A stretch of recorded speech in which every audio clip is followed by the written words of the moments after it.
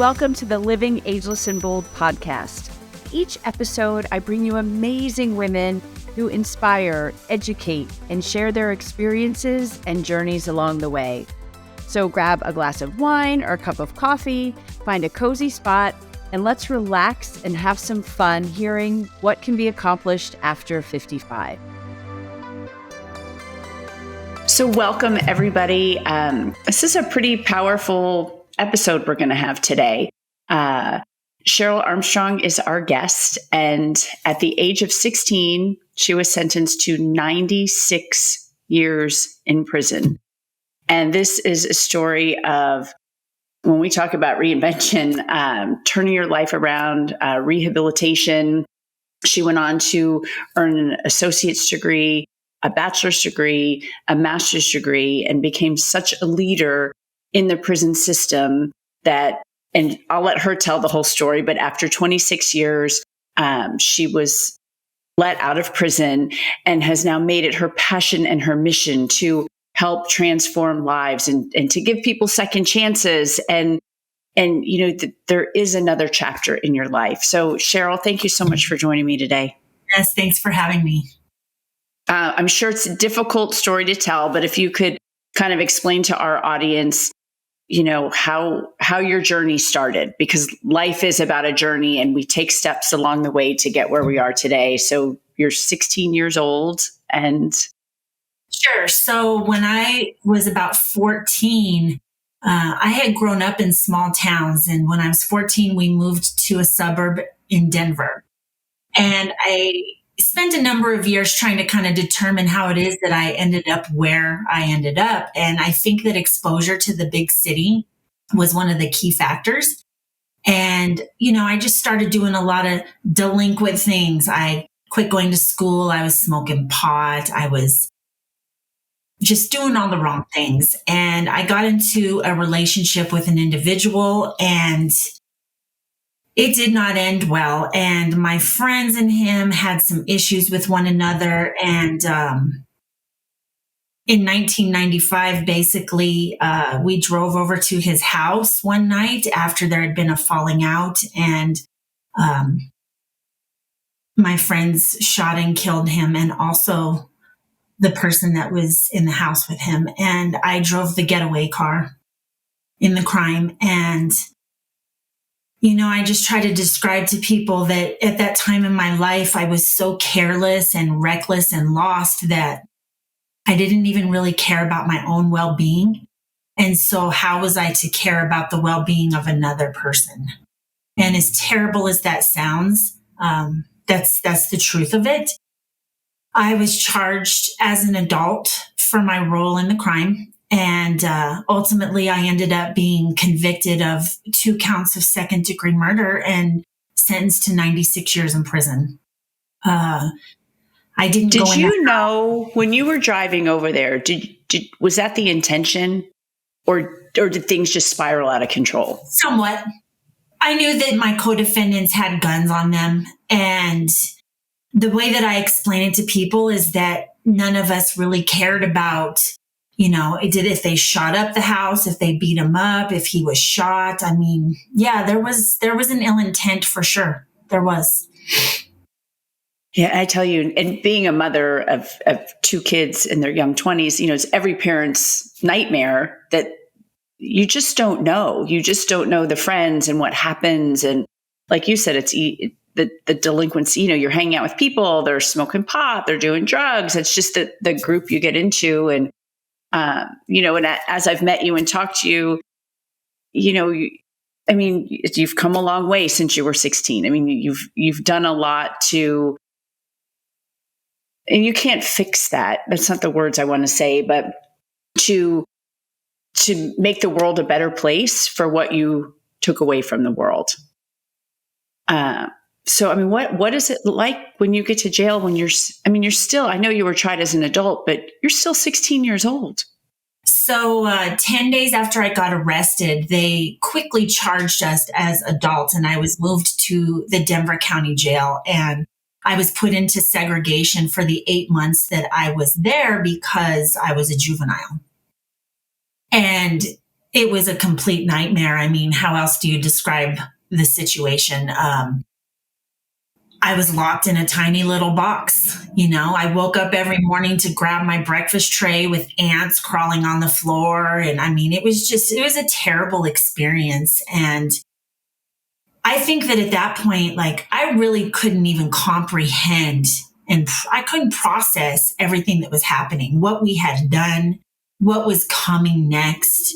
I mean, I never imagined I was going to have essentially a life sentence. They call it a virtual life sentence in prison. And so shortly after I got sentenced, I got moved to the prison. And from there, they just threw me into general population. And I would say for about my first 8 years there, I was a complete mess. I mean, it probably took me a good 3 years to truly even process the damage that we had caused in the lives of so many people and the ripple effect of what we had done, and that there was just no undoing the harm caused, right? And so there's a lot of guilt and shame that came with that. And I didn't know what to do with that. I was still a teenager, I mean, they say your brain isn't fully developed until you're about 25 years old. And so I essentially finished growing up in prison. Super toxic environment, not a lot of positivity at all. The climate has changed somewhat over the years with how the prisons are, at least where I was at in Colorado. But back then, I always say it was more like real prison. And, there just wasn't a lot of good things going on. And so I sunk myself into that, I was in a dark place for a lot of years. And my mom was my biggest support system. My family, with the exception of one of my brothers, was there for me unconditionally from the beginning. So I was blessed to have that.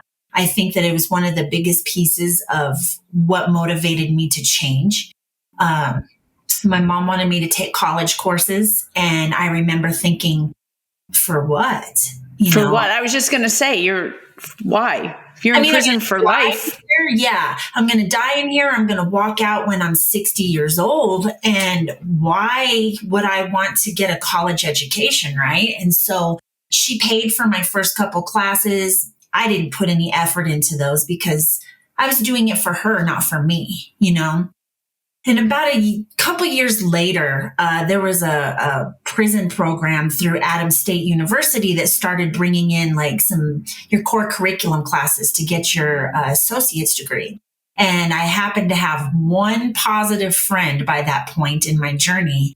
We started taking classes together, and I found that I was enjoying myself. And I was getting straight A's, and I'm like, oh, well, it turns out maybe I'm kind of a smart girl here. And it gave me a sense of purpose, and I just never looked back after that. But I think that the way that I looked at it when I was in there, because nothing had changed with my case, I still had the 96 years. And so my education became something that I was doing for me. I did not want my legacy to be my crime. I was a kid when that happened, and that does not justify or excuse my actions. I take responsibility for what I did. However, as I grew up into a woman, I was no longer that person. And, I still keep evolving, right? Like it's a continual process. And that's one thing about me, is that for the rest of my life, I'm always working to chip away at my demons, my issues, the things that I struggle with in my life. I never give up, no matter what has happened in my life. I keep pushing through, right? So after I got my associate's degree, I was going to stop. I didn't want to put that financial burden on my mom anymore, And again, I'm never going to be able to use a college degree, so why continue? And I had a family member tell me, you know what? I will pay for your education. You need to keep going.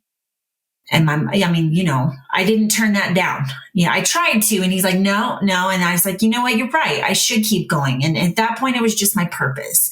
So I continued on, got my bachelor's degree. And then I ended up getting a master's degree in humanities. which I've since found out since my release, I can't do a whole lot with out here. However, it was pretty much my only option to get a master's degree through just correspondence courses, right? Because so much has gone online and we can't get online in prison. So most of my whole college journey was me corresponding through the mail with professors and a lot of essay writing, and which is why I ended up becoming a writer, because I never saw that coming at all. So I was wondering, like you have bullies in high school, and was it frowned upon in prison that you were taking classes and trying to better yourself, or were you able to find, a small group? You said you had the one friend who you took the classes with. Okay, so I definitely established a reputation for myself where I was not bullied in prison. And I grew up with 3 older brothers and 4 stepbrothers. So I had a lot of male influence in my life.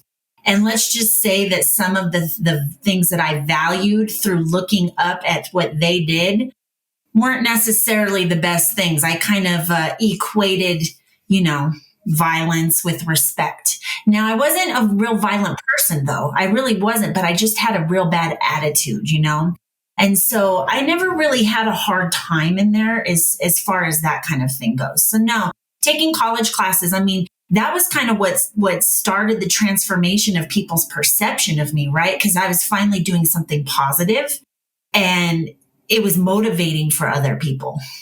So how long did that take you in the course of, you're 16 when you get there? What are the ages how long does it take you to get all these degrees? 14 years. 14 years. But sometimes I would just take one class at a time and then I would take like a semester off. So I kind of paced myself because, again, what was the hurry, right? I wasn't getting out of prison anytime soon. I was just doing it to kind of build character and have a sense of purpose in there. So it takes you 14 years to get these degrees. You're now 30 years old. You've become a leader in the prison system where you are. How did you embrace that? How did you go from this angry, 16-year-old who was part of a horrible crime to now, 14 years later, kind of, turning the bus and starting to shift what you're doing and starting to realize you have value and you can help other people? So when people first started telling me, that they saw me as a leader and that I had a powerful story and they were inspired by the things I was doing in there, my peers as well as staff, it just sounded really weird to me. I felt like it didn't fit. It was an awkward role to kind of step into. So I kind of had to take a step back for myself and objectively look at who I had become. And I was like, maybe I can be that person, And so I really wanted to embrace that. And that just fueled my desire to keep working on myself, to keep being a better person every day, to keep striving for excellence and leveling up. And I decided, what? It doesn't matter if I'm in prison. That should not dictate the quality of my character. It shouldn't dictate if I'm living with integrity. And it shouldn't dictate what I want to teach myself and then eventually start giving back to other people, right? The next part of the story is that after I got my master's degree, so that was actually not until 2016, which was a really significant year for me. That was the year that I wrote my master's thesis, graduated. That was also the year that 2 other really significant things happened in my life. One of my brothers, he died in a motorcycle accident that year. And it happened 10 days after the laws finally changed. And so a little background on that is we had numerous legislative efforts going on in the state of Colorado for over a decade. There was never enough support behind them to get the bills passed. Long story short, in 2016, that moment finally came. Because over the course of many years, there had been about a handful of United States Supreme Court rulings pertaining to juveniles and sentencing them to life in prison. And well, the final case made it retroactive, right? So Colorado's way of coming into compliance with those rulings, they created a 3-year program that's called JCAP, which stands for Juveniles Convicted as Adults program. So I was the first woman that was accepted into that program. When these laws changed, right after that is when my brother passed away. And so that was a really hard time in my life. And I felt like, wow, I finally got my master's degree. I finally have a chance and some hope that I'm going to walk out of here. And it was just hard to be happy about it. That was a hard year. A lot happened that year. And so it wasn't until a year later that they started the JCAP program. And, I basically went to that class twice a week, and it was a good program overall. There were some things about it that I had some struggles with. They kind of treated us like we were still 16. And I think they felt like they needed to do that because some people were maybe not as developed or as mature over the years in their prison time as others. And so I understand why they did it, but it was a little frustrating for me. But, I was like, hey, I don't care. I'm going to jump through these hoops. I'm going to do everything I need to do to get my shot for freedom. So during the time I was in that program, I was training dogs. I did that for a number of years while I was inside. And 2 of the dogs that I own now, I actually trained in prison. So that's kind of a cool story. So I have a special bond with them. But after I got the master's degree, I was like, all right, so what now, right? Because I had just become this kind of person where I was like always trying to do something new, always trying to improve and create something. And so that was when the idea of my business was born. And I was a big runner when I was in prison. So I was outside running laps one morning, and I just felt really inspired to start a business. And I had no idea how I was going to do that. At this point, did you know you would get out? Like, did you know there was an opportunity so it was good to figure it out before you got out? Yeah. So 2016 is when the laws changed. It was shortly after that the idea for Plant Your Energy came to me. But, I still didn't know for sure if I would get out. I didn't know how they were going to actually, how it would play out. I didn't know if they would parole everybody, nobody. There was no guarantee. But I still was like, you know what? When the day comes that I have an opportunity to ask to be released from prison, I want to know that I have done absolutely everything in my power to be a better person, right? And authentically, not just on paper, I really did the internal work too. It wasn't just, oh, look at me and what I've done in here, right? Writing the book, which is part of the business. I mean, the business idea, all of that was just connected with the bigger picture for me. Like the day that I finally get my shot, I'm going to be ready for it. I wanted to be prepared for freedom. And I wanted to live my best life, whether I was sitting in there or I was released. How do you write a book in prison? Yeah. So I started the business. So that initially started out with t-shirt designs because Plant Your Energy is more like a concept. Basically, Plant Your Energy is like, all right, we should always be living mindfully. Everything that we think about, every action that we take in our lives, it has some sort of a ripple effect, right? And we're creating the foundation for whatever comes next in our life with each choice that we make. And so I wanted to start teaching people or, sharing my experiences with people that, hey, what you do in your life matters. And don't take time for granted. It's the one thing you cannot get back, right?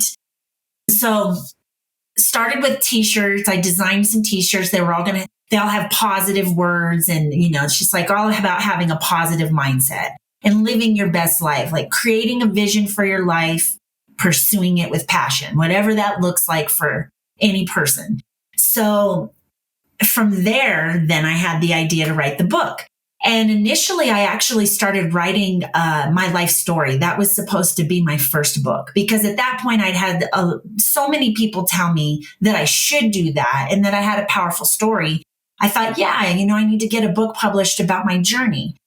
But then something shifted there, and I ended up writing a book that was pretty different from that. So my book, which it's called Plant Your Energy, Face Your Demons and Transform Your Life, I wanted to tie it to the business. And so there are pieces of my personal story in it, but really it's a character development life skills book. And it's not a long book. At the end of each chapter, there's questions to kind of apply what I talk about in the chapter. And its purpose is to help people really dig deep within themselves and figure out what are the things in my life that are keeping me stuck in whatever cycle I'm in, that are keeping me insecure, that are keeping me from pursuing the best version of who I could really be. And so from there, I ended up getting released in March of 2021. And my first priority was to get the book published. And after that, I wrote a accompanying curriculum, a workbook that goes with the book. And then that was the birth of the idea for the class. And I had some connections in Colorado at headquarters, some employees that could make big decisions. And so I reached out to them and pitched my program, and that's how it all began. So you hear these stories about, life when you get out of prison. Like so many people want to go back in because that's all they know. And I mean, you were 16 years old. I'm blown away that you had this entrepreneurial mindset, but to give back you can't ever fix what you did, but to pay it forward, to try to prevent things like this from happening again. And what was it like when you got out? Or were you just full steam ahead on this business? Or did you have, the angst and anxiety and yeah? Yeah. So when I got out, I definitely had a lot of anxiety. So, I had never been on the internet in my life. I had never talked on a cell phone. I had no idea what I was doing. And everybody laughs at me, but I always give this example. Something that really stressed me out when I got out was getting gas. Because when the last time I got gas in 1995, you pumped your gas and then you went in and paid for it. Well, it's the other way around now. And I'd never used a debit card. I just, I had no idea what I was doing. I would walk into a store. I felt super overwhelmed, just all the choices. And, it was a lot. It was a lot. And so getting the book published, yes, that was a priority. That happened about 6 months after I got out. But the book was written. I had the draft done before I was released. So the hard work was done. And my mom was she was just so instrumental in my life. My biggest support. She co-signed for me to get a loan to get the book self-published. I had a great publishing company.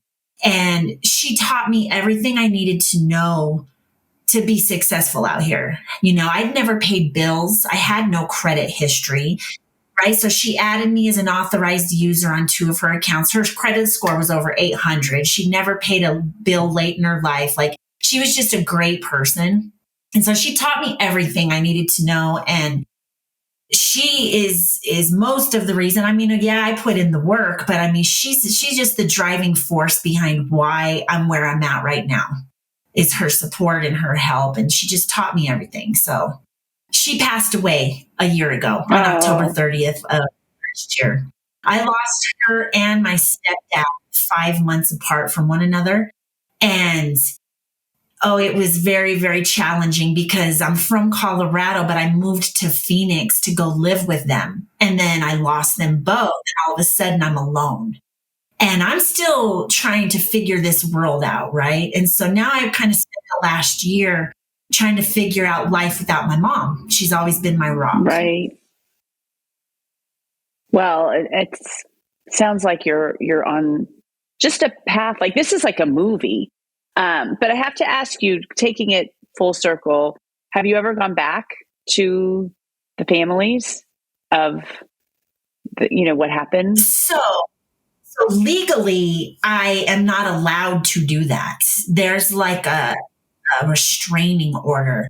I did have reconciliation with one of the victim's cousins.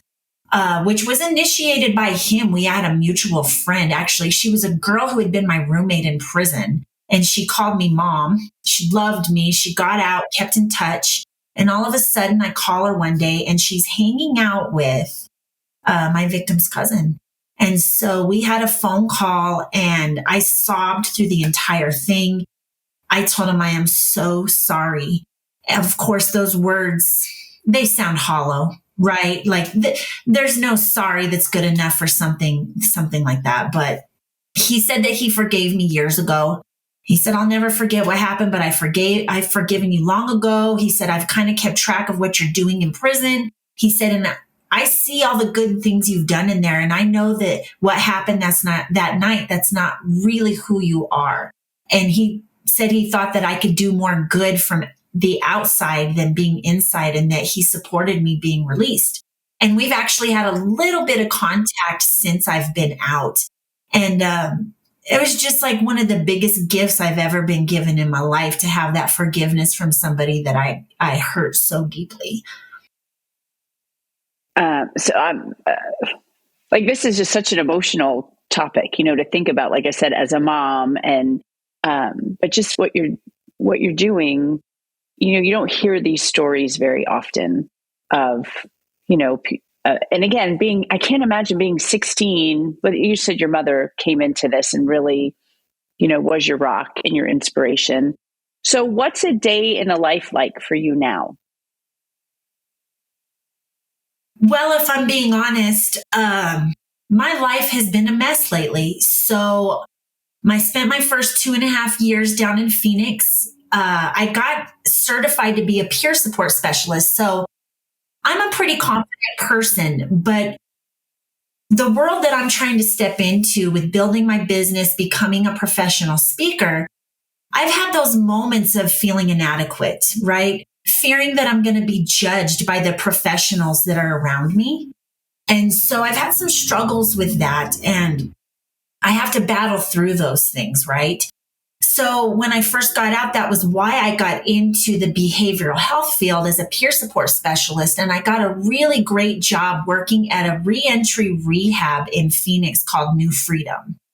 And they have, I think, almost 400 members there. It's a hotel that they transformed into this amazing place for people coming out of prison. And I was right in my element. Those people didn't judge me. I got a good job. I got promoted to a clinician position because I have a master's degree. So that was awesome. I was really proud of myself, and then my mom died and my stepdad died, and I wasn't real happy with where I was at anymore. And I felt like I needed to make a shift in my life. There's a lot of details here that we don't have time for, but I got into a relationship and I didn't think that was going to work out for me. And so this just all happened in July and August of this year. So I decided, I got offered a great job up here in Colorado working for a university. I was asked to create a humanities program and then kind of do a train the trainer thing for people in prison so they could lead college classes and be adjunct instructors and make adjunct instructor pay from inside the prison, teaching their peers. A really cool idea. It's going to be an amazing program. And I was going to get to create it and lead it. So I ultimately decided to move back up to Colorado the end of August. So I left my relationship behind. I left what I had known since I got out of prison behind, and I moved back home to Colorado. And I was initially told that I would probably start this job the first week of September. So that's why I was here on August 28th. 2 months later, I still hadn't started the job. And it was really no one's fault. My job was dependent upon grant money being released. And so there was all these, hoops to jump through. And so I'm sitting up here with no job. I did get another job as a part-time instructor at a different college in Denver, but there was another roadblock there with the Department of Corrections. If I had stuck it out, I would have had a good career. I believe that. I would have had that in Colorado, but something unexpected happened after I got here. I wasn't happy. And I realized that Colorado's not my home anymore. And so I didn't really anticipate feeling that way. I have blown through all the money I had saved. I have had to take out a loan. I have been struggling. I kept not taking another job because I thought as soon as I do that and you go through the process, then the university is going to say, oh, we're ready to hire you. So I was trying to be patient and wait it out. And, I just kind of have started freaking out a little bit. Like, I have to take care of myself. And ultimately, I have decided that I'm moving back to Phoenix. And so I reconciled with the man I had been in a relationship with in Phoenix. And we had all these plans. And he was going to fly up here this Saturday and drive the U-Haul truck back for me.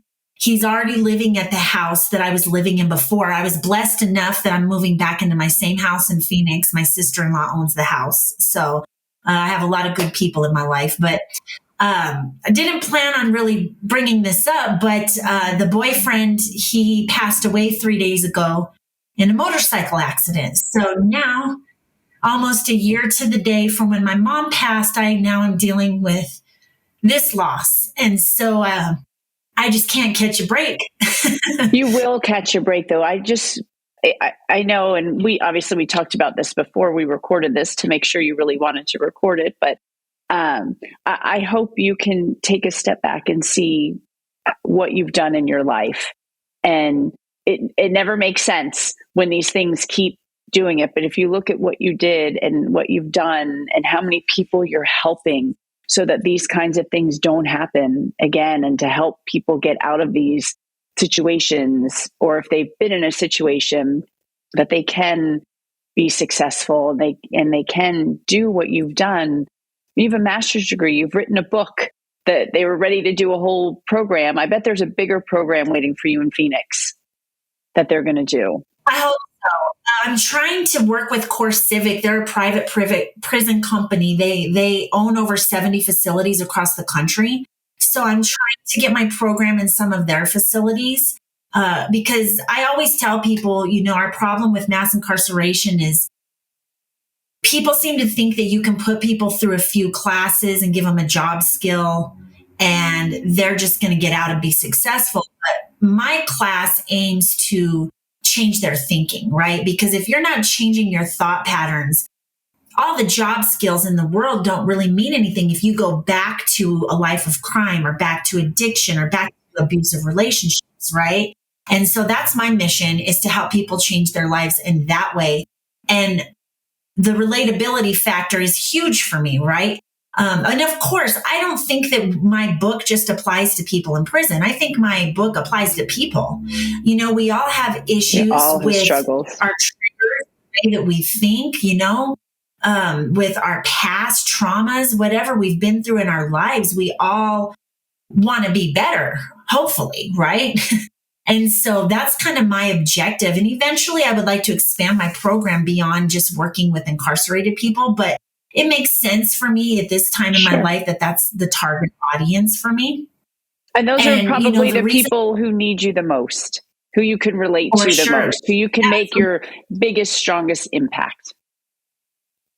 Yeah. And so I'm here today, 3 days after my boyfriend died, because it means something to me, and he wouldn't want me to forget what my purpose is. And he wouldn't want me to not keep pursuing that. And so here I am. Oh, you're a very strong woman to be here today. And I so appreciate you. I appreciate you sharing this story.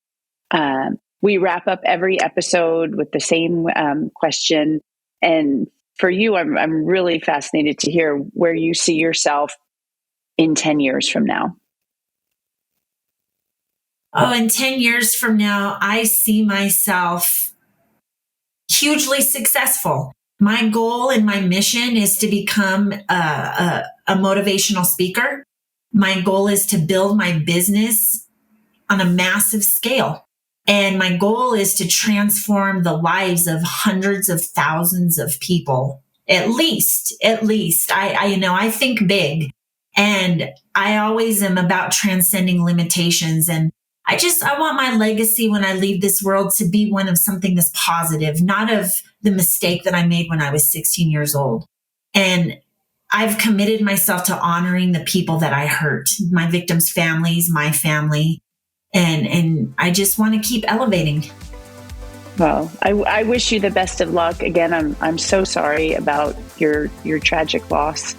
Thank you. May you find strength in the good you're doing in the world, because you really are making an impact, and you might help break a lot of these cycles. So best of luck to you, and thank you for joining me.